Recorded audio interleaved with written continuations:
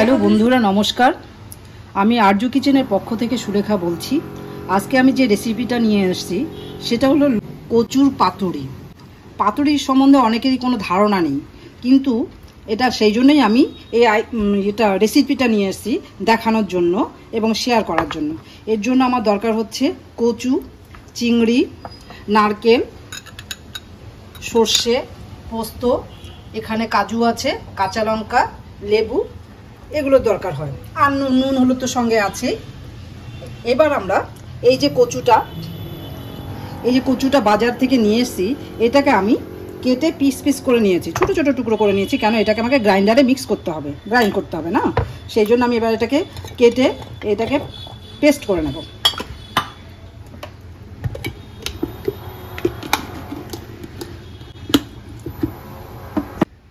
কচু বাটাটা হয়ে গেছে, পেস্ট হয়ে গেছে। এবার আমরা নামিয়ে নিলাম। নামিয়ে দেখলাম আমাদের কচু পেস্ট রেডি। একটা ছাঁকনিতে ঢেলে দেবো, কেননা এর ভেতরে যে জলটা আছে ওটা ঝরে পড়ে যাবে। জলটা থাকলে হয়তো এতটা ভালো হবে না, সেই জন্য সাধারণত ছেঁকেই নিতে হয়। এই ফাঁকে আমরা চিংড়িগুলোকে নুন দিয়ে, একটু নুন আর একটু হলুদ দিয়ে মেখে রেখে দেবো 5 মিনিটের জন্য। ততক্ষণে আমার মশলা পেস্ট হয়ে যাবে। এবার আমি এই মশলাগুলো যে দেখিয়েছি আপনাদেরকে, যেমন এখানে আছে পোস্ত, এই সর্ষে, কাঁচা লঙ্কা, কাজু বাদাম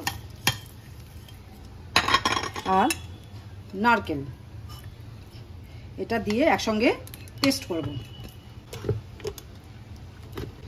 এর সাথে আমার একটু জল দিতে হবে।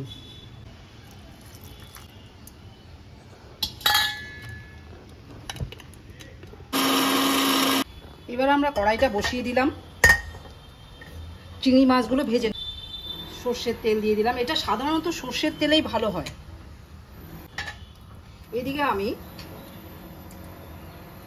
এদিকে আমি পেস্টগুলো দিয়ে দিলাম, আর এখানে যে জল ঝরতে দিয়েছিলাম ছাঁকনিতে, সেগুলো আমি নিয়ে নিলাম।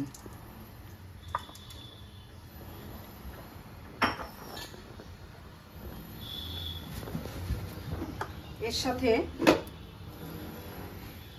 সাথে আমি 1 চামচ মতো নুন লাগবে, লবণ ঠিক পরিমাণ মতোই দিতে হবে। যতটা পরিমাণ কচু ঠিক ততটা পরিমাণে দিতে হবে।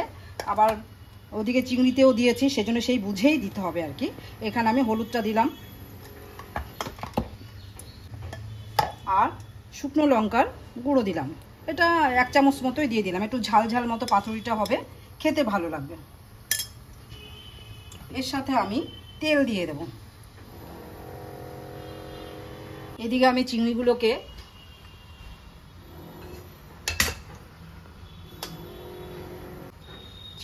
এবার আমি ভাজতে দিয়েছি।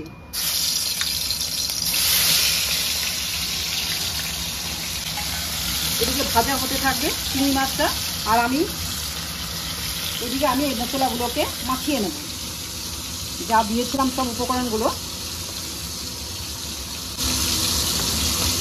এটা আমাদের বাড়িতে ছোটোবেলায় আমার মা করতেন। এটা সাধারণত কাঠের উনুনেই ভালো হয়। কাঠের উনুনে ভিতরে দিয়ে রান্নার শেষে তারপরে ওটাকে ছাই চাপা দিয়ে দিলে পরে আধা ঘন্টা পরে খুলে পড়ে, ব্যাস একদম। আর আমাদের মধ্যে তো এটা নিয়েই ভীষণভাবে মারামারি লেগে যেত আমাদের ভাই বোনের মধ্যে। এই কচু পাতুরির শেষ অংশটা, মানে সাইডটা যেহেতু পোড়া পোড়া হয়, খেতে খুব টেস্টি হয়, ওই জন্য কে সাইডটা খাবে, সেই জন্যই আমাদের মধ্যে কাড়াকাড়ি হয়ে যেত। পাতুরি বানানোর আগে আমাদের মধ্যে তর্কাতর্কি চলতো।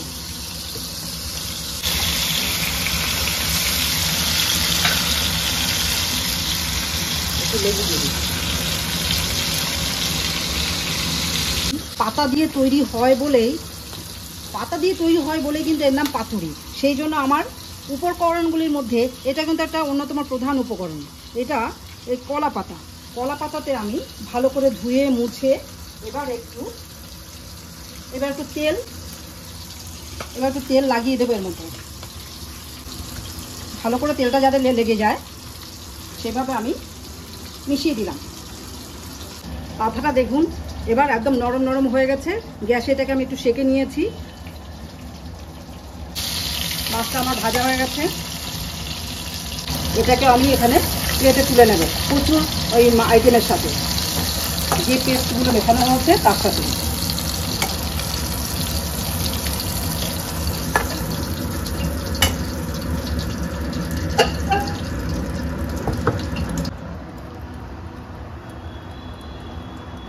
এবার আমি এটাকে দিয়ে দেবো এর মধ্যে।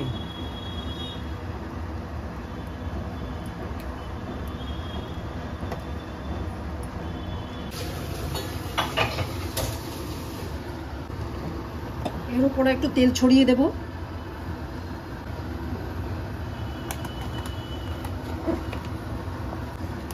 এবার এটাকে আমি বেঁধে রাখবো, বেঁধে দেবো। কলা পাতারই ওই পিছনের দিকে যে শিরাটা থাকে ওখান থেকে এটাকে আমি ছিঁড়ে নিয়েছি।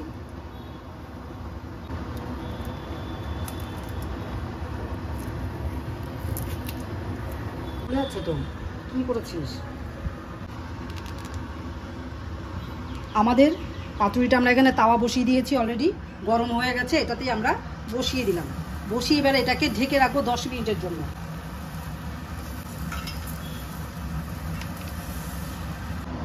আমার কচু পাতুরি রেডি। ওটাকে গ্যাসটাকে অফ করে দিয়েছি। এবার এটাকে আমি ঠিক এরকম ধরনেরই হবে। এবার এটাকে আমি একদম পাতায় তুলে নেব, প্লেটে তুলে নেব। তুলে নিলাম, নিয়ে এবার এটাকে আমি খুলবো, পাতাগুলোকে সরিয়ে দেব।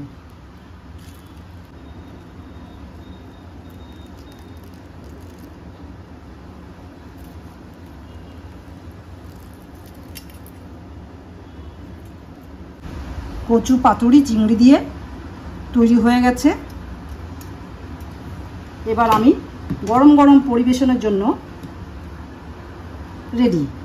তো আপনারাও চলে আসুন, আপনারা শেয়ার করে দেখুন, এবং এই দিনে এই সময়ের জন্য আমার মাকেও আমি ধন্যবাদ এবং প্রণাম জানাই যে এই রেসিপিটা মা যে কিভাবে কাজে চলে আসবে আমি নিজেও ভাবতে পারি না।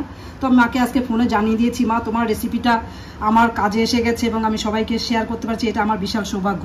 ধন্যবাদ। তবে খেয়ে বলবেন কেমন হয়েছে, এবং সঙ্গে একটা লাইক, সাবস্ক্রাইব করবেন, লাইক দেবেন। তাহলে আমি এরকম নতুন নতুন রেসিপি নিয়ে আসতে পারবো আপনাদের সামনে, এবং নিজেকেও একটা লাকি বলে মনে করব। ধন্যবাদ।